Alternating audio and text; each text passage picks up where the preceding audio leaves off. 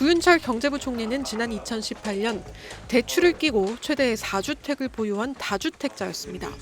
이후 문재인 정부 시절 고위공직자 다주택 처분 권고에 따라 세 채를 매각했는데 현재까지 보유한 45억 원 상당의 서울 강남구 개포동 아파트에서도 재건축되기 전에 단 한 번도 실거주하지 않은 것으로 파악됐습니다. 금융규제 정책을 진두지휘한 2억 원 금융위원장 역시 2013년 개포동 아파트를 전세를 끼고 3억 5천만 원 대출을 일으켜 구매했는데 현재 재건축 후 이 위원장이 실거주하고 있는 해당 아파트도 40억 원 안팎에 거래되고 있습니다. 구 부총리와 이 위원장 모두 갭 투자로 구입한 해당 주택을 매각할 경우 예상되는 시세 차익은 30억여 원에 이릅니다. 서울 서초구 우면동의 같은 아파트 단지 주택 2채를 보유한 이찬진 금융감독원장은 다주택 논란이 불거지자 2채 중 1채를 정리하겠다고 밝혔는데 구체적으로는 자녀에게 양도하겠다고 밝혀 논란이 되고 있습니다. 최근 부동산 정책에 깊게 관여한 것으로 알려진 김용범 대통령실 정책실장 역시 지난 2000년 부부 공동 명의로 서울 서초구 극동아파트 재건축조합원 입주권을 4억 원에 구입한 뒤 실거주하지 않았습니다. 이후 완공 이후에도 실거주하지 않고 월세를 준 것으로 확인됐습니다. 이렇듯 초고강도 부동산 대책을 주도한 정부 고위직 인사들이 서울 강남 등의 수십억 원대 아파트를 보유한 사실이 알려지면서 국민적 비판 여론이 커지고 있습니다. 앞서 아내 명의의 아파트 갭 투자로 1년 만에 6억 원의 시세 차익을 거둔 것으로 밝혀진 이상경 국토부 1차관에 대한 분노 여론이 가라앉지 않으면서 민주당 지도부는 차관의 발언이 부적절했다며 사과하기도 했습니다. 교수 출신의 이 차관은 이재명 대통령의 부동산 책사이자 토지 공개념에 기초한 공공주택 공급주의자로 알려져 있습니다. SBS 정혜경입니다. 국민의힘이 부동산 정책과 관련한 당내 특유의 첫 회의를 열었습니다. 회의장 벽면엔 나는 되고 너는 안 된다는 문구가 내걸렸습니다. 국민의힘은 정부의 11호 부동산 대책으로 이젠 집을 사기 어려워졌는데 정작 대책을 주도한 여권 고위 인사들 가운데 일부는 전세 낀 갭 투자를 통해 고가의 아파트를 사뒀다고 날을 세웠습니다.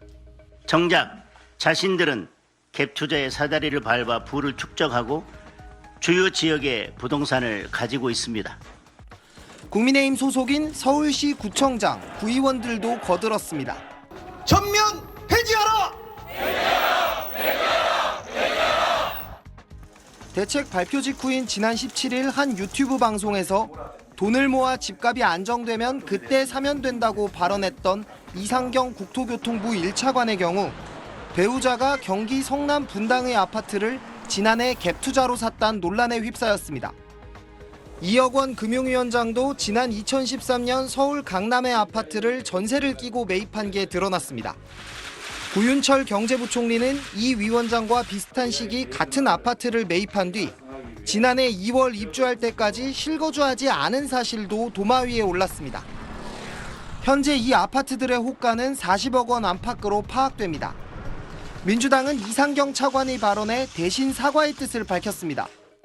이번 일을 계기로 저희 여당은 더욱 겸허히 국민의 목소리에 귀 기울이고 책임 있는 자세로 그러면서 이 차관 본인에겐 국민적 불안과 좌절을 더욱 깊게 만들었다며 사과를 요구하기도 했습니다.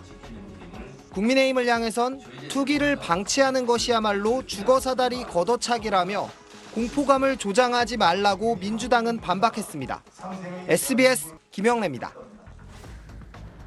서울 영등포구의 신축 아파트 단지입니다. 정부의 부동산 대책이 발표된 지난 15일에도 신고가 계약이 체결됐습니다. 안 보고 주인 안 만나고 하셔야 되니까 되게 시간만에 결정하셔야 됩니다. 그럼 안 보고 막 계약은 날리고 막 전화만 되게 많이 받아요. 토지거래 허가구역이 적용된 영향에 지난 주말까지 손바뀜이 이어졌다고 했습니다. 토요일날 많이 보고 결정한 사람 막 그걸로 끝났죠. 서울 25개구 전부와 경기도 12곳이 토지거래 허가구역이 되면서 2년 실거주 요건 때문에 갭 투자는 불가능해졌습니다. 거래는 끊겼지만 이번 대책의 효과를 확인하려면 시간이 필요하다는 분위기입니다. 가격이 내려간 건 아니에요. 요것만 버티면 올라간다는 생각을 하거든요. 집값 급등 흐름에서 소외됐지만 덩달아 토호구역으로 묶인 서울 강북권에선 불만이 여전했습니다. 이왕이면 좀 더 똘똘한데 이거를 좀 선호하게 되시는 것 같아서 저희는 굉장히 불리한 상황이 되었죠. 갭 투자 봉쇄로 가뜩이나 줄고 있던 전세 매물이 자취를 감추고 월세만 오를 거란 우려도 상당합니다.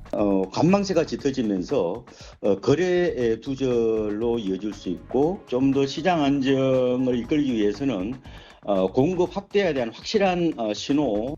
김용범 대통령실 정책실장은 공급에는 시간이 필요한데 그 사이 강한 수요 압력을 제대로 관리하지 못하면 뼈아픈 결과를 맞이할 것이라며 이번 대책의 불가피성을 강조했습니다.